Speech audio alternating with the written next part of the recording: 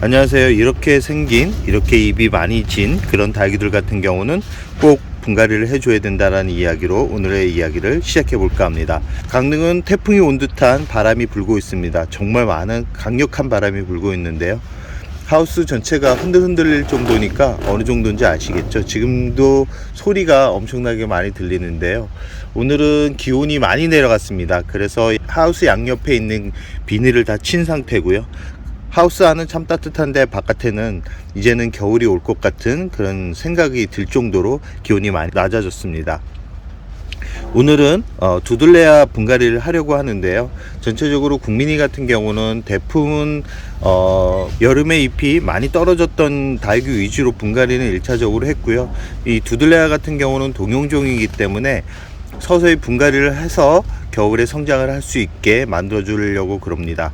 이 기본적으로 두들레아 같은 경우는 분갈이를 자주 해주는 게 좋습니다. 보통 수입 들어와 가지고 분갈이를 해주면 그 다음에 풍성한 성장을 하듯이 이 두들레아 같은 경우는 뿌리 발육이 아주 좋은 그런 식물이기 때문에 지금 영상에 보이는 정도의 하엽이 많이 진 그런 다육이들 같은 경우는 꼭 분갈이 대상 1호라고 생각을 하시면 됩니다.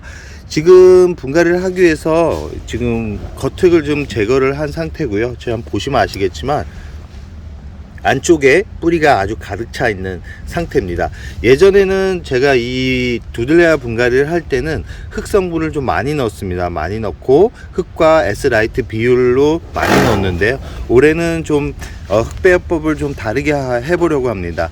이 흙을 많이 넣었더니 이 성장이 조금은 느린 그런 기분이 들어가지고 올해는 지금 영상을 보시면 아시겠지만 산야초하고 상토 성분을 좀 많이 넣습니다. 그리고 폴라이트, 그 다음에 마사를 넣었는데요. 지금 영상을 보시면 아시겠지만 상토 비율이 많이 들어갔죠. 이 상토 같은 경우도 많이 건조한 상태에 있는 상토라서 먼지가 많이 나고 있는데요. 이 정도로 상토하고 이 산야초 비율을 많이 높였는데요. 이 산야초 같은 경우는 이 두들레아보다는 매창에 더 특화된 그런 재료라고 할 수 있는데 한번 올해 두들레아 분갈이 할 때 써보려고 합니다. 기본적으로 이 두들레아 같은 경우는 여름을 싫어하는 그런 품종이라서 여름에 아마 대부분 뿌리가 많이 힘들어 했을 겁니다. 그래서 올해는 그 좀 화분 속에 있는 뿌리도 점검을 하고 상토 비율을 높여 가지고 잎이 작아진 잎을 좀 키우려고 합니다. 이 화분에서 꺼낸 그 후에 뿌리가 성장을 하고 있고 뿌리가 어떤 상태에 있을 때 잎이 이렇게 많이 지는지에 대한 이야기를 하면서 영상을 마무리해 볼까 합니다. 두들레아를 화분 속에서 제거를 한 모습입니다. 어떤가요? 뿌리가 엄청나죠? 이 작년 봄에 분갈이를 했던 기억이 나는데요. 분갈이를 한 지는 1년 만에 이런 뿌리 성장을 보였고요. 이렇게 뿌리가 화분 속에 가득 차게 되면 결과적으로 이렇게 하엽이 많이 진다는 것을 보여드리기 위해서 오늘 영상을 찍게 된 이유이기도 합니다. 지금 화분 속을 잘 보시면 아시겠지만 이 덕지덕지 뿌리가 붙어 있는 것을 볼 수 있는데요. 이 영상을 보시면 아시겠지만 S라이트 비율을 좀 많이 높여서 상토와 S라이트 흙 비율을 많이 높였습니다. 그러다 보니까 생각보다 이렇게 성장이 풍성하지는 않지만 그래도 안전하게 건강하게 여름을 보낸 것 같습니다. 여름에 이 상토 비율이 높으면 특히 이 두들레아 같은 경우는 뿌리가 녹아내리는 경우가 종종 발생을 해서 보통 봄 분갈이를 할 때는 이 상토 비율보다는 흙과 S라이트 이런 좀 배수가 좋은 그런 용토로 분갈이를 해주고요. 가을 분갈이 할 때는 저 같은 경우는 상토 비율을 좀 높여가지고 성장 위주의 그런 재료를 많이 쓴다라고 생각을 하시면 됩니다. 이 두들레아 같은 경우는 하엽들 저 같은 경우는 아주 느리게 제거를 합니다. 왜 그러냐면 목대를 좀 두껍게 하기 위해서 그러긴 하지만 이 하엽이 많이 있을 때는 깍지벌레가 있기 때문에 중간중간 잘 확인을 하시고요. 가끔 지금 이 잎을 보시면 검은 부분이 있는데 그 검은 부분 같은 경우는 여름을 힘들게 놨다라는 증거기 때문에 이쪽 줄기 부분은 잘 살피셔야 됩니다. 보통은 이 검게 변해 있는 그런 잎 주변으로 해가지고 줄기가 문제가 생겼을 가능성이 높기 때문에 그러고요.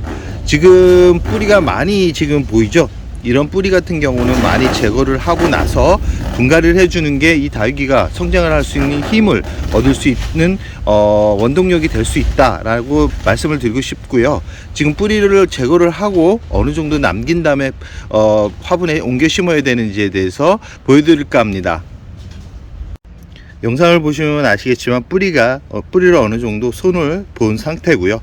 안쪽에 있는 상토와 흙을 거의 다 제거를 한 모습입니다. 뿌리를 원래는 더 많이 제거를 하려고 그랬는데 너무 많이 제거를 하면 활착을 하는데 좀 힘들 수도 있고 몸살을 할 가능성이 있어 가지고 한 30% 정도 제거를 해준 상태입니다. 처음 들었을 때보다 흙과 기존 뿌리를 제거를 해서 많이 가벼워진 상태고요. 지금 영상을 보시면 아시겠지만 이 뿌리와 흙이 제거된 상태입니다. 가끔 흙을 재사용하시는 분들이 있는데 이렇게 건강하게 자란 그런 화분 속에 있는 흙은 재사용을 해도 됩니다. 재사용을 해도 되지만 저 같은 경우는 그렇게 추천드리고 싶지는 않습니다. 왜 그러냐면 어차피 영양분이 다 빠진 흙이기 때문에 흙을 채워주는 그런 생각으로 이렇게 흙을 보충해 준다 그러면 그렇게 추천드리고 싶지는 않고요. 여기에 있는 S라이트나 아니면 마사를 체에 걸러 가지고 사용하는 것은 괜찮습니다.